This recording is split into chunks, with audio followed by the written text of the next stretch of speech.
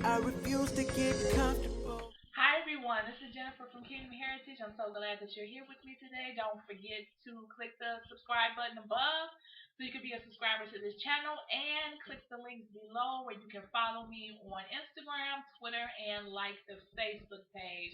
Today I'm going to talk about a question that I received on Facebook. I'm taking requests. I've gotten a few requests about different videos that Facebook family want me to talk about, and I got a request, three requests actually. So I'm going to try to do all of them this week or the beginning of next week. I love that. I really like the fact that I'm getting questions and people want me to speak about different issues, and I think that's fun. I think that makes what I do a little easier.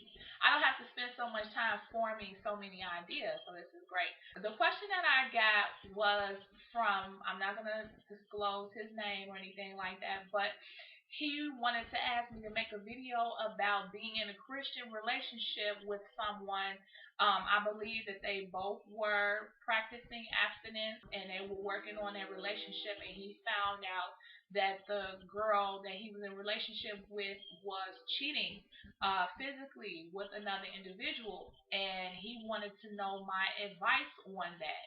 That's a really touchy subject. I thank you so much, man of God, for reaching out to me and asking me my thoughts on that. And I would say that this is just my thoughts on it. Of course, you will eventually have to make your own decision on what you want to do. He did state in his email that he really loves her. He felt that God put her in his life to be his wife, and he doesn't want to end the relationship. And that's understandable. When you invest a lot of time and you have a lot of dreams that you have towards someone else, it's really hard to break away from that. When I think about cheaters, or I think about people that lie, because you can't cheat without lying, you can't have deception without cheating. So it's a lot into cheating. And I think the thing that makes it even harder is that the two of you had made a decision to not have sex until you were married. So it makes it even harder because now you're thinking in the back of your mind, where is she in her walk with God? And I'm going to tell you, she is in a place where she has backslidden away from the Lord, and she has put you in a position where you have to make a decision. Now, your decision is going to have to be based on a few factors. The number one thing is that, is the trust level still there between the two of you? Trust is something that is easily broken, and it takes years and years to build. Build trust with someone in a relationship every single day, and that person gives you an opportunity every day to distrust them. I don't see anything that's harder to take than someone that's going outside of the relationship. Now, that's one thing. Are you going to be able to trust this individual? Because if you can't, you are not going to be able to have a strong relationship. And that's just the truth. Because you're going to drive yourself crazy and you're going to drive her crazy by constantly questioning the integrity of the connection. And that's one thing that you don't want to consistently do daily, because what that does is weaken the connection. That weakens the relationship when it's constantly tested and questioned. So that's one thing that you have to consider. The second thing that you have to consider is, I'm not a big fan, because I personally have experienced this in my life, is God said you're my wife. God said you're my husband. I don't like that. I feel that people have callings, they get words from God and all that stuff like that. But my number one thing is that if God gives you a word, God is not a respecter of persons. If God gives you a word concerning somebody else's life, their destiny, their children, everything, once you get married, you become one. So this is this person's entire life. He's going to tell the other individual too. God is not no sneaky, deceptive, going behind somebody's back and whispering in their ear and not having the other person be informed. I don't agree with that. So you need to really make sure in your mind that this is the person that God has called you to. Now, that's the second thing. The next thing is that relationships are hard. But love isn't. When you love someone, love is patient, is kind. You don't have to go through all these tribulations and testing to solidify love in your life.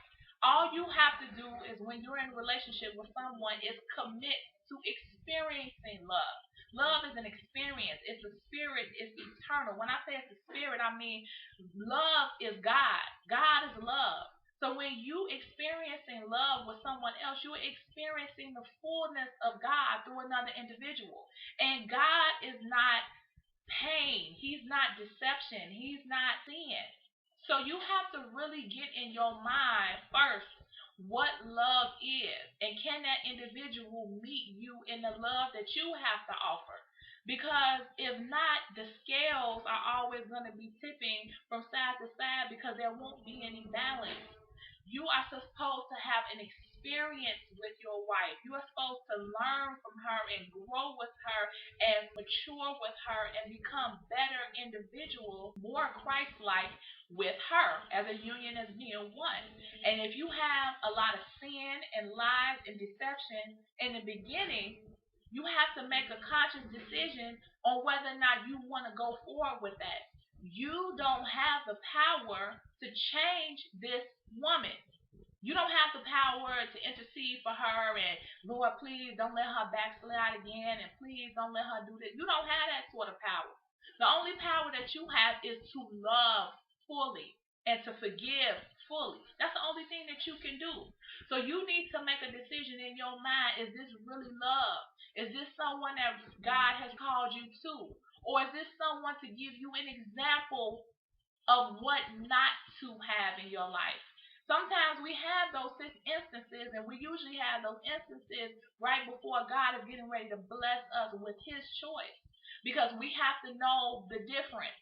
Sometimes we get a good person and we haven't had the experience of a bad person, and I'm not in no way saying that that girl's bad, but we don't have an experience of having trials, and then when we get a good person, we mistreat them because we don't understand what it means to have a good, honest, hardworking, loving person unless we've been burnt. So sometimes we experience it. My grandma said it all the time: you got to go through the bad to get to the good. And this may be the instance for you where you are going through the bad until you get to the good.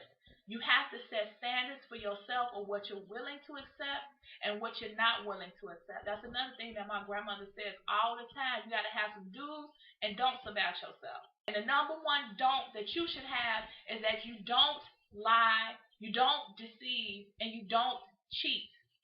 Those are things that you should have in your relationships that are don't. And if someone is going against the rules that's laid down, the foundation of a relationship, you need to question on whether or not that person is a good partner to go forward with. In Jesus' name. Thank you so much for watching.